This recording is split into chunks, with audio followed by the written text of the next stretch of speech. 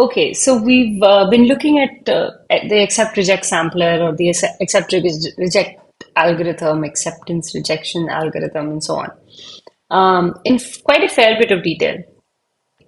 And we've looked at examples where the accept reject algorithm works and works really well. There are certain issues now with the accept reject algorithm that I think will be really important to get into and understand, particularly the issue of when does an accept reject algorithm not work, okay? Or when is it challenging to find a proposal distribution for a given target density? So that's our first discussion on how do you choose a valid proposal, valid being the key point. So sometimes it is difficult to find a good proposal or even one that works. And that's really what we're going to be talking about in the first part of this, uh, is we need to find a proposal that works efficiently. But the first thing is we need to find a proposal that works. Okay, which means we need to find a proposal that has a support either equal to or larger than the support of the target distribution. And along with that, it needs to be such that the soup of f by g remains finite. So this really is the critical part. Okay. And this is going to be challenging for certain target distributions f because f is given to us. F is our desired target density. We can't change that. Sampling from S, f is the thing we want. We can change g. We can change g to be one that is suitable for our problem. So let's look at one example where things might be challenging. So let's consider again the beta distribution. But previously, remember we had done beta 4 comma 3, and now we are going to be looking at beta m comma n generic, right? For the beta distribution, m and n only need to satisfy m and n need to be greater than 0, and that's it. And obviously x is in 0, 1. Okay, but m and n only need to be greater than 0, right? But also a natural question at first is, what does the shape of f look like, the target density look like for different values of m and n? So depending on m and n, the beta distribution can behave quite differently. So below, I'm going to show you a few different shapes of the beta target density. So the first one, the black one, is beta is m equals 1 and n equals 1, which is this over here, which is actually just the uniform distribution. So this is just actually the uniform distribution. Okay. So the m and n equal to 1 is basically giving us back the beta density. Now m and n equal to 5 gives us this particular density function, okay, which is very nice, very well behaved. It's nice, nicely behaved. M equals 2 and n equals 10. The green one gives us this beta density. Also quite nicely behaved, and I say quite nicely behaved because recall that our whole goal is that soup of x in 0, 1. We need to find the supremum of f by g. So the first thing is, if I want to find the supremum f by g, it will be really helpful if f of x as a function is bounded. Right? Because if f of x is bounded, or if there's a vertical line, horizontal line that I can draw such that the function f never exceeds that line, then that's great because then I know that the numerator remains bounded, doesn't go up to infinity. Okay, and then I can choose a g also that is bounded, and then I'll be fine. But turns out for m equals 4 and n equals 1, actually things behave okay in this case. But if m equals 0.5 and n equals 0.5, right? If this is the case, then I get this density function. Okay. And for this density function, this yellow one, okay, let's do that one more time. For this yellow one, f of x is not bounded. Oops. So if it is not bounded, then I can't find a horizontal line such that the function is always less than it, because it will exceed this horizontal line at some point. So then bounding this becomes challenging. And what for this particular choice of M and N, I'm going to want a target density that actually is always larger, or at least in the tails is larger, okay, than this density function. And only then can f by g be finite. Otherwise, both will go away to infinity. So this is really going to be the challenge in the beta density function, right? So let's take a look. So how do we solve how can we solve this issue? So a uniform distribution will then not work for the yellow target density, right? If I take this as my proposal and this is my target distribution, then f by g cannot be finite because f is going away to infinity, g is remaining constant, right? So I need to figure out something else. So and turns out any proposal where g is finite will not work, right? Because I basically have soup of f of x by g of x, you know, and if this thing is going away to infinity and this thing is always bounded, then this thing will go away to infinity for sure. Okay, so this is an example where it is going to be difficult to find a good distribution, proposal distribution.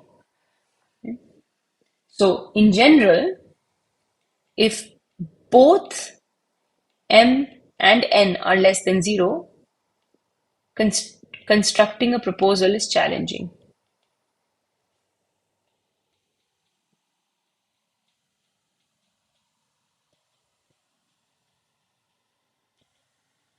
Okay, that's the takeaway. But we can do something when either one of them is greater than 0. So when either one of them is greater than 0, we basically get a density function that looks like this. Let me draw this here.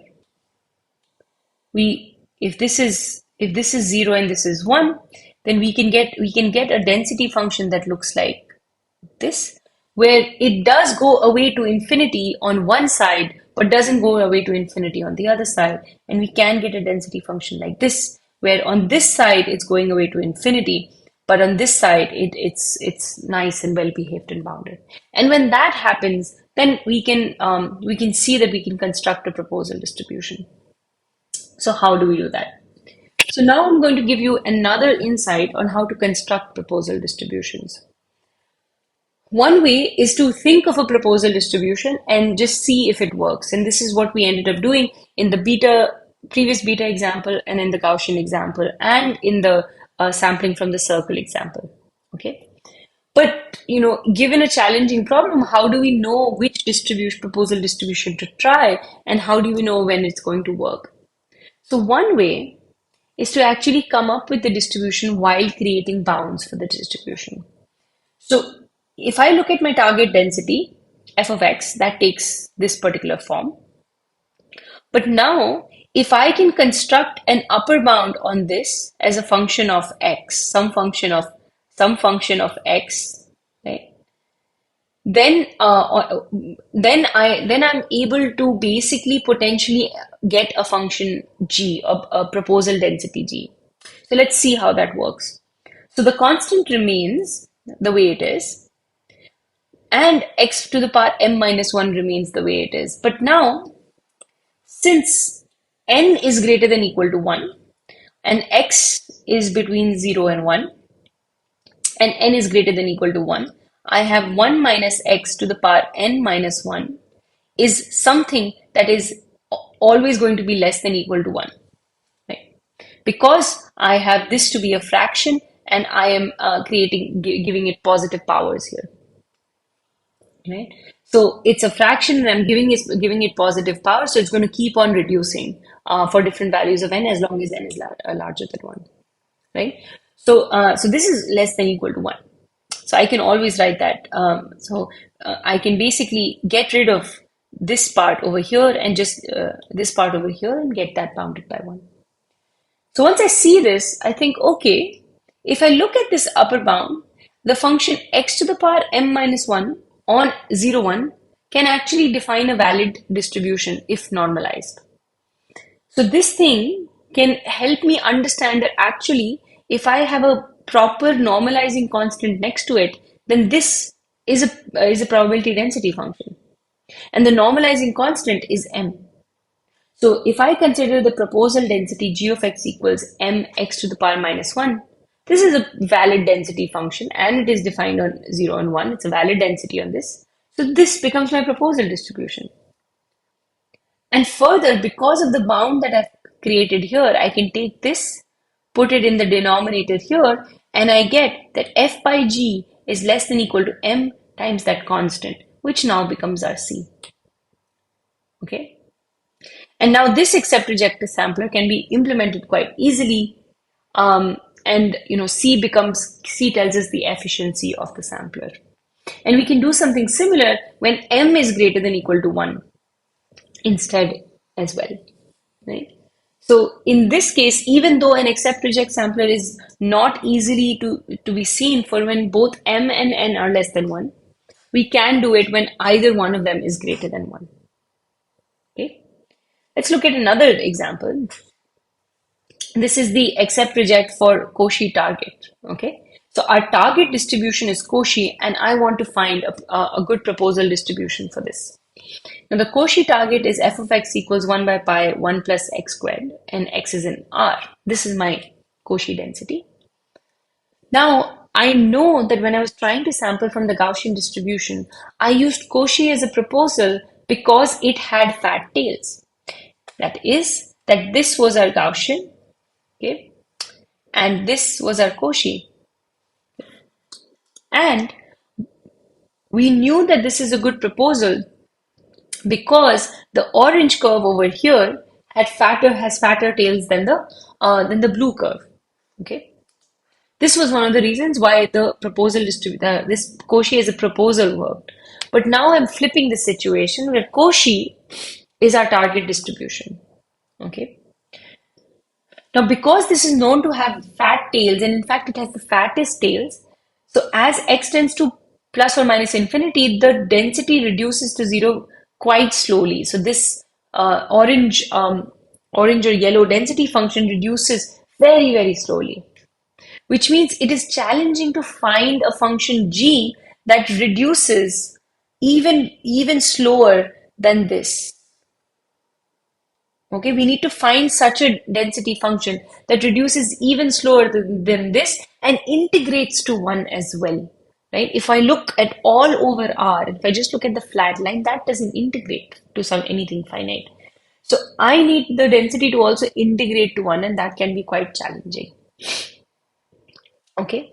For example, if I take the proposal to be a normal distribution, that is not going to work because of the reason that the tails will dominate. So if I look at the density over here, this is the density of the Cauchy distribution, this one, and this is the density of a standard normal. And you see how quickly the standard normal becomes closer to 0. But it's not this area that's going to be the problem. As x goes to infinity or x goes to minus infinity, this part, the ratio of the ratio of the black divided by red over here in this region, f of x by g of x is going to diverge to infinity. And that's really going to be the issue. Okay, so in this case, the accept reject algorithm will not work. We can see it more theoretically as well. If we look at f by g, in this case, f is Cauchy and g is the Gaussian density function. I have my constants, and then I have e to the power x squared by 2 divided by 1 plus x squared. Now, this thing goes to infinity as x goes to plus minus infinity. And this thing, yes, it goes to 0. The expression will go to infinity so that the whole fraction might go to 0, but this goes to infinity much faster than this goes to infinity. And so we can show that this actually goes to infinity overall as x goes to plus minus infinity. So this is an example where the accept reject actually can't be implemented with any reasonable proposal. And we really need to really look at the proposal, when we construct it to see how well it behaves. Okay, so those are two examples where the accept reject algorithm is difficult to implement because it's challenging to find a proposal distribution for which f by g is finite, or a soup of f by g is finite. We're now going to look at another aspect of choosing proposals, which is, let's assume accept reject works, right? So we are in a situation where accept reject is definitely okay and C is finite, but I would also like to make sure that the C that is finite is also small, right? And as small as possible. So how do we choose efficient proposals? That's the question that we want to answer. Okay. Within a particular family as well. So let's change our setup a little bit. So suppose we have chosen a family of proposal distributions. Okay. So when I mean chosen a family, I mean that let's say you've chosen the exponential distribution as your proposal distribution. Well, then the exponential distribution has a parameter, lambda or theta, or some parameter value that defines the exponential distribution. Okay. And so for my target density f of x, I'm going to write the proposal density as g of x, but now given theta, where this thing, the theta over here, is now a value of the parameter I've chosen. Okay. So now, if this g gives us finite c, I want to know what value of theta I should choose so that it is the best possible proposal. That's basically what we're trying to do. Okay. And the reason the best possible proposal will be a function of theta is because, if I look at soup of f by g, where g is x of x given theta, it's most likely going to be a function of theta itself. This supremum is likely going to be a function of theta, so this is going to be c of theta. Okay, and again, this value c of theta is the expected number of loops for the accept reject algorithm. But now in this case, the expected number of loops will change for different values of theta. Okay, so since we want this to be small, we want the expected number of loops to be as small as possible. The proposal density within this family G, that is the best proposal density, will be the one that minimizes C, because I want C to be small. So the best choice of theta star will be one that minimizes C theta. Okay, so that means that if I want to find the most efficient proposal, I want to first choose a family of G that works well so that C can be finite, find the expression of the bound C, then find the theta value that minimizes that bound, and that is going to be my choice of parameter. Okay. So let's take a look at an example. So let's say I'm considering the gamma distribution, where the target distribution is gamma alpha beta. Okay, and over here I should add that x is greater than 0. You can also consider greater than equal to. Now f of x takes the form beta to the power alpha divided by gamma alpha, x to the power alpha minus 1, e to the power minus beta x. So that is the situation we're in. Okay. Now further, suppose that I want to use an exponential lambda proposal, right? So the proposal that I want to choose is exponential lambda. My target is gamma, alpha comma beta. This is my setup. Well, then my g of x, which is now dependent also on the parameter lambda, is lambda e to the power minus lambda x. Okay. This is the density of the proposal. And just to remind ourselves, my x is also greater than equal to 0 here. So the support is exactly the same as the support of the target distribution. Okay, so now what I'm going to do is I want to find soup. Oops. Now I want to find soup over x greater than equal to 0 of f of x and g of x by lambda. And this thing is going to be some function c of lambda, right? So I want to be able to find this. Okay. So if I look at f by g, f of x by g of x, just to see what that ratio looks like, well, I get this constant, x to the power alpha minus 1 e to the power beta x. That's my f of x, and this is coming from my g of x. Right? So this technically should be g of x given lambda. Okay? And now what I notice is that these exponential terms are very similar to each other. And so I take the constants outside. I have a polynomial term, x to the power alpha minus 1, and an exponential term, e to the power minus x. I take the minus x outside, and I get beta minus lambda over here. Right? Now, the first thing I want to see, so the first question I want to ask is, for what values of lambda is C lambda finite? Right? So for what values of lambda is there always going to be a accept reject possible? Okay. And so for what values of lambda, f by g remain bounded. Because it's possible some values of lambda do not give us a valid proposal distribution. And this can be seen with the following idea that, we may have a target distribution that's something like this. This is f of x. And we may have a proposal distribution because it has a large mean. The proposal distribution could look like this. For one value of lambda, it could look like this for another value of lambda, and it could look like this for another value of lambda. And for this and this value of lambda, it's f by g is likely not going to be finite because the target density takes such small values in this areas that f by g is likely not going to be finite. So it needs to be the correct value of lambda. Right? Okay. So first we note that no matter what lambda is, if alpha is between 0 and 1, then f by g goes to infinity as x goes to infinity. How do I see this?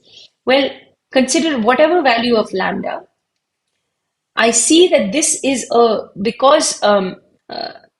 this expression over here is a decreasing function when x is greater than 0. Right? So this thing is a decreasing function, or let me say goes to 0 as x goes to infinity. Right? And goes and is is well behaved, and well behaved as x goes to 0. But this expression, when alpha is between 0 and 1 and x goes to 0, this expression is just going to go to infinity, right? Because it's just we have x that's a fraction that's really, really small, and I'm putting an exponent next to it that's 1 by that. And so this expression is going to diverge away. Okay, that's the problem. So that's the first problem. So no matter what value of x we take, of lambda we take, if alpha is between 0 and 1, this is very challenging to do. Okay, so that's one thing. So accept reject won't be possible if alpha is between 0 and 1. So this is another case for the first set of examples that we were discussing. When is accept reject not possible? But so that means we have to consider alpha greater than equal to 1. Right? So when alpha is greater than equal to 1, then x to the power alpha minus 1 increases. Right? So we want to make sure that the rate of increase of this term and the rate of decrease of this term is balanced so that this is fairly well behaved. Right? Again, this term is going to increase and this term is going to decrease. So I want to make sure that this term decreases, the second term decreases much faster then the first term increases. Okay. So we want to choose lambda such that e to the power minus x times beta minus lambda decreases, since exponential decay is more powerful than the polynomial increase, right? So I just want to make sure that this term decreases as at a good rate, decreases as x goes to infinity, because eventually an exponential decay is always going to overpower a polynomial increase. Okay. Now, e to the power minus x, if I want to draw the function of e to the power minus x, then that looks like this, right? It's a nice decreasing function, and e to the power x when it's positive, when x is positive, diverges away to infinity, which means that we want beta to be greater than alpha, because if beta is greater than alpha, oops, sorry, if beta is greater than not alpha, beta is greater than lambda, then I have e to the power minus x beta minus lambda is decreasing, right? That's basically the idea. Okay, so I just want to ensure that that happens, which implies that alpha has to be greater than equal to 1 and beta has to be greater than lambda. So these are the values for which C lambda will be finite.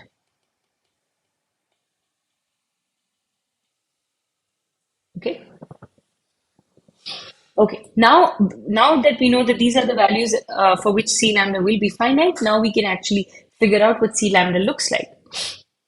So C lambda is soup of f by g, which is soup of this term over here, right? And I'm not going to go through the calculations over here because that's not the point of the details of what we're doing. But if I just look at this term and I do the following, I'm going to write down the first step.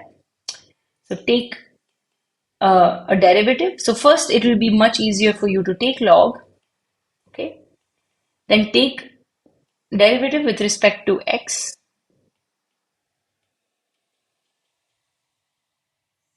Okay. Then you set to 0. And then when you set to 0, you will see that basically that this is the value of x that you get. Okay. That you get x is equal to alpha minus 1 divided by beta minus lambda. All right. That means that is the point. The fourth step would be check whether maxima. That you can do using this, taking the second derivative, right? So x equals alpha minus 1 divided by beta minus lambda is the point where the soup occurs, which means C lambda is the point where I take this value of x, and plug it in this expression. And so this gives me finally, this expression for C lambda. So when C lambda is finite, which is when alpha is greater than or equal to 1 and beta is greater than lambda, then C lambda turns out to take this expression over here.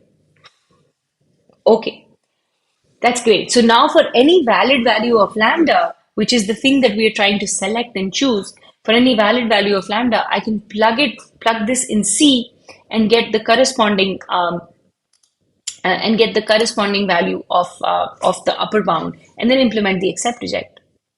But what's most insightful here is that this C is minimized. If I try to find what value of lambda minimizes it, it's minimized for lambda equals beta by alpha.